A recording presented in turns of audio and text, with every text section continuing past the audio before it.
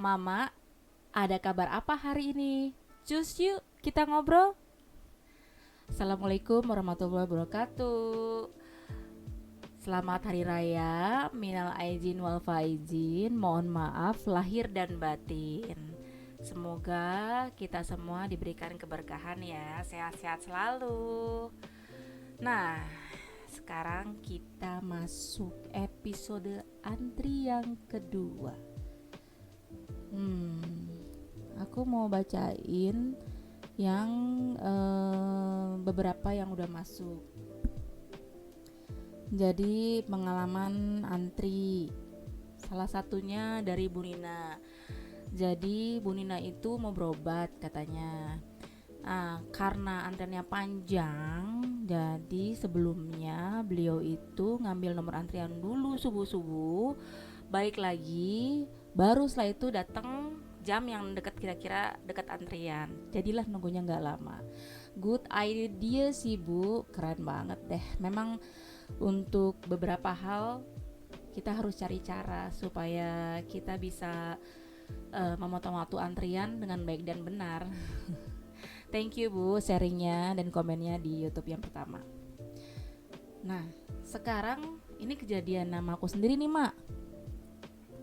Jadi kan sebelum lebaran itu harus ke supermarket tuh, karena ada beberapa bahan yang harus dibeli untuk stok di rumah.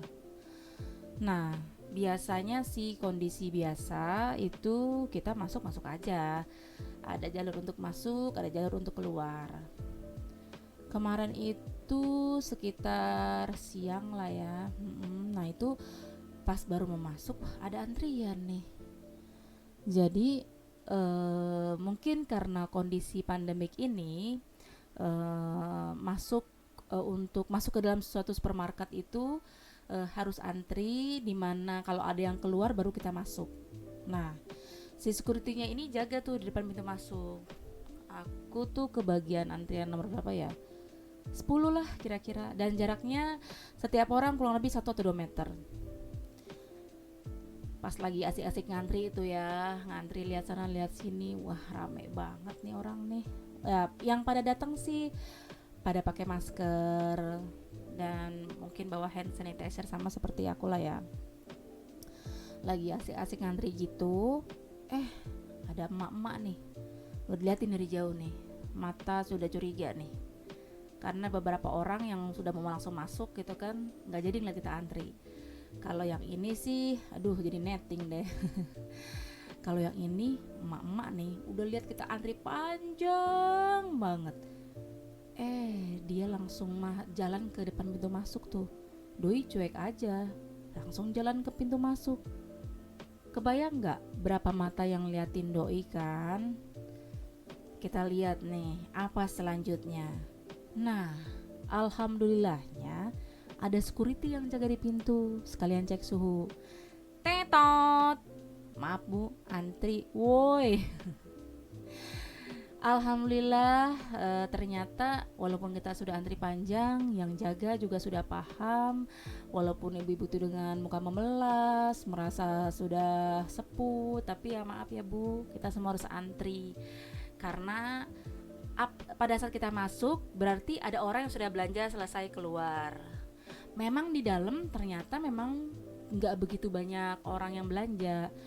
Bukan nggak begitu, adalah beberapa yang belanja. Dan antrian di kasir pun biasanya itu kan sampai 3-4 orang ngantri.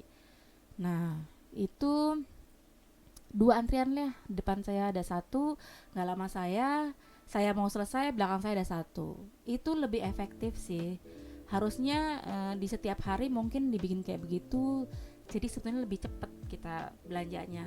Toh sebelum kita sudah ada yang belanja selesai dan langsung keluar. Jadi antar security yang di dalam dan di luar sudah bekerja sama, bahwa pada saat ada yang keluar, yang masuk, yang di luar untuk masuk udah bisa masuk. Udah selesai belanja tuh ya, Masya Allah, di luar antriannya panjang sampai ke hampir setengah gedungnya tuh supermarket.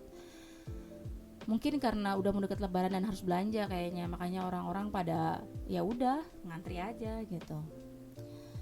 bagus lah buat kedepannya. Jadi sudah pada paham. Mungkin seterusnya biar begitu, mungkin biar lebih cepat di dalamnya. Terus juga kita risikonya nggak begitu besar dan lebih teratur. Terus ngantri apa lagi ya? Gini, kadang-kadang untuk beberapa orang kadang suka ada meeting kan, baik online maupun offline.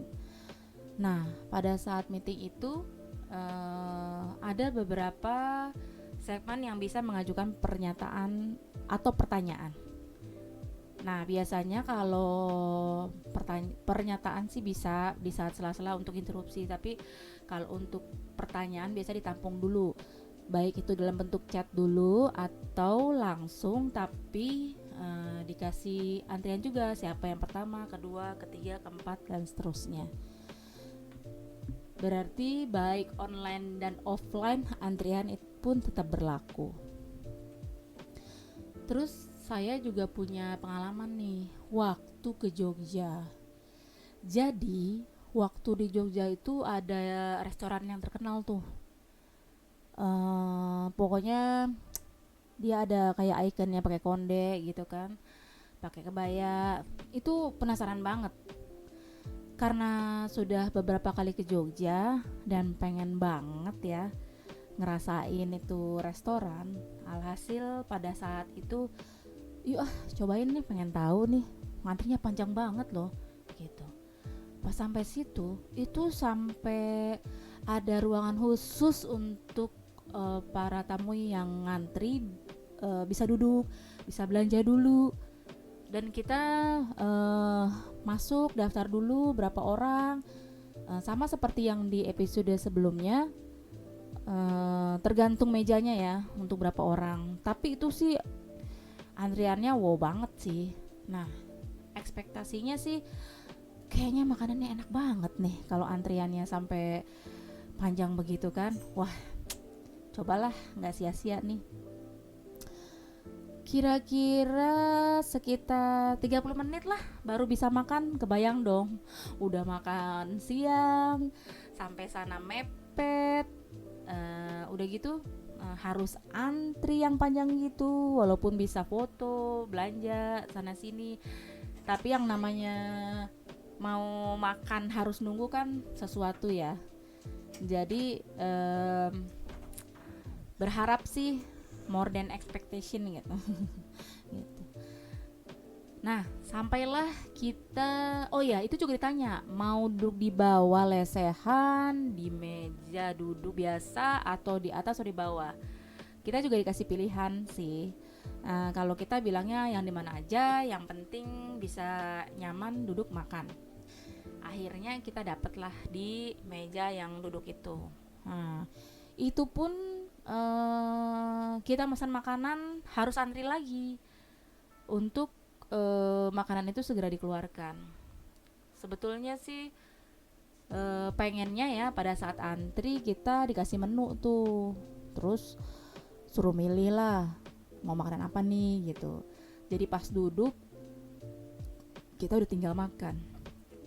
Tapi kayaknya nggak bisa juga kali ya, karena kemungkinan yang namanya lagi antri itu udah nggak sabar, udah namanya di antrian, tiba-tiba nggak ada.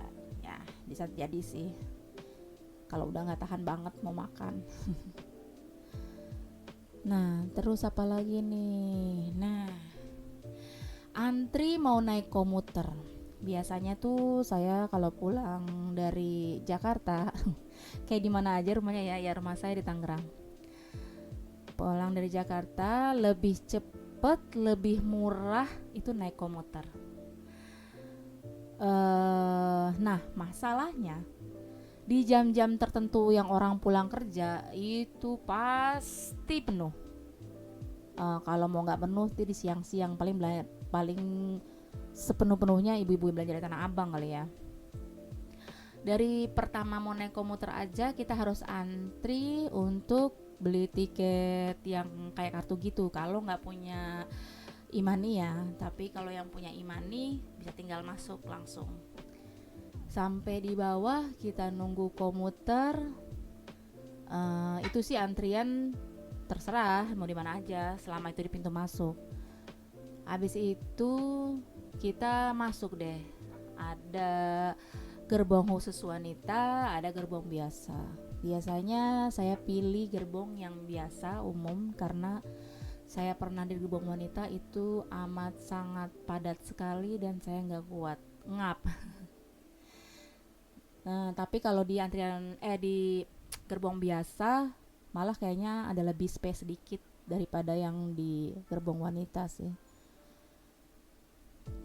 Terus kita baca lagi nih, mana ya? Ada juga nih pengalaman temen, sekali lagi di minimarket. Nih ceritanya saya jadi temennya.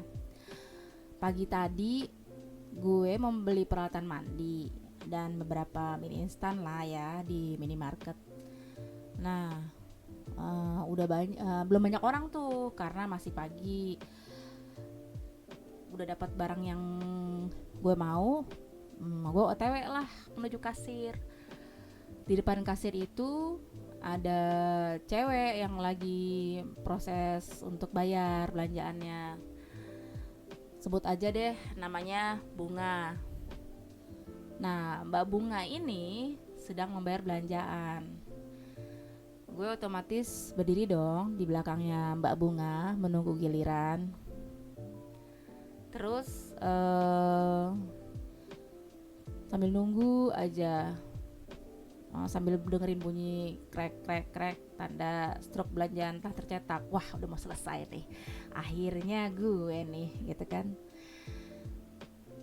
Belum juga si Bunga selesai bayar belanjaannya, datang tuh emak-emak jreng-jreng bawa anaknya, umurnya sekitar 3 tahunan lah, langsung berdiri samping gue. Curiga nih, pasti si emak itu mau nyerobot antrian. Maaf ya, netting. Pasti bagi giliran gue mau bayar belanjaan, udah naruh tuh, baru juga mau maju selangkah, si ibu langsung nyeletuk, nggak pakai maaf lagi. Duluan ya mas, ini cuma beli sedikit, udah ditunggu sama bapaknya di luar. Hah? Bengong aja. Dibilang rela, nggak rela sih sebenarnya. Ini bukan perkara harus mendahulukan wanita atau orang yang lebih tua, dan bukan perkara 1-2 menit. Tapi ini masalahnya adalah menyerobot antrian.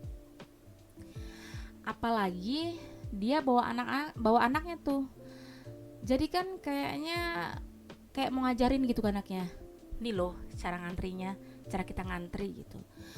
Kadang-kadang tanpa sadar emak-emak itu merasa dirinya udah benar. Kadang-kadang bawa anaknya jadi bahan bahwa ini kayak dijadiin apa ya, tameng gitu loh, nih karena anak gue nih masih kecil gitu kan. Padahal tanpa dia sadar dia udah ngajarin anaknya nggak benar, bukan caranya mengantri yang benar. Nanti otomatis anaknya itu mungkin akan berpikir, lah ibu gue juga begitu, berarti sah-sah aja kayaknya kalau gue melakukan hal yang sama. Nah itu yang kadang-kadang tidak terpikir oleh kita sebagai mama ya. Kadang-kadang mama tuh maunya cepet-cepet gitu loh. Kalau lagi itu tanpa sadar bahwa itu sebetulnya contoh yang kurang baik. Nah itu sebetulnya banyak sih. Kayak kita mau nonton konser juga, baik online maupun offline semuanya antri. Mau nonton bola di Senayan juga antri. Kebayang tuh nonton bola ya, beribu-ribu orang masuk ke Senayan, antriannya udah kudu sabar. Kadang main bolanya jam berapa atau konsernya jam berapa, dari kemarin kayaknya pernah denger juga deh. Waktu tuh di Singapura pada mau beli iPhone apa gitu, itu bisa 2 hari loh antrinya. Nggak kebayang, hebat tuh yang bisa sabar ngantri 2 hari buat dapetin tuh handphone ya, keren banget sih. Mungkin karena merasa bahwa barang itu worth it untuk diperjuangkan sampai antri begitu kali ya. Karena pertama antri handphone itu di luar toko, untungnya nggak hujan, terus bermalam di situ, nggak kebayang kita mau makan, mau ke kamar mandi itu kan. Mungkin gak hanya handphone aja sih, pernah denger juga di Jakarta itu antri beli sepatu dong, sepatu bermerek. Sampai ada juga yang pakai joki. Udah kayak apa aja pakai joki. Tapi itu terjadi loh, demi mendapatkan barang yang diinginkan dan mungkin limited ya. Terus memakai sistem antrian, itu orang ngantri dari sehari sebelumnya, dari subuh malah nggak mandi dia tuh ya, sampai dia tuh toko buka. Nggak kebayang, saya sih belum pernah sih ngerasain kayak gitu, antri sampai sehari sebelumnya. Hanya cukup pas hari H aja. Terus mengisi daftar hadir juga di suatu acara itu pasti pakai antrian. Sama seperti yang bagi rapot yang nggak ada daftar hadir juga pakai antrian.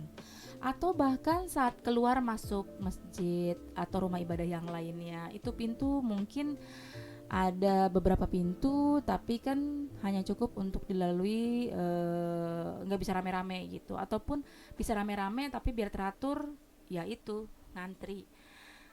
Mau masuk kemana juga, even di rumah pun harus antri. Di rumah mak sini nih, kalau bapak mau kerja, anak-anak mau kuliah, pada mau sekolah, harus mikir, oke, besok bapak dulu karena dia harus berangkat pertama. Yang kedua yang sekolah dulu yang pagi, yang 6:30 udah berangkat. Abis itu yang ketiga siapa lagi, masuk jam berapa, itu diatur menurut jam mereka berangkat masing-masing. And it works.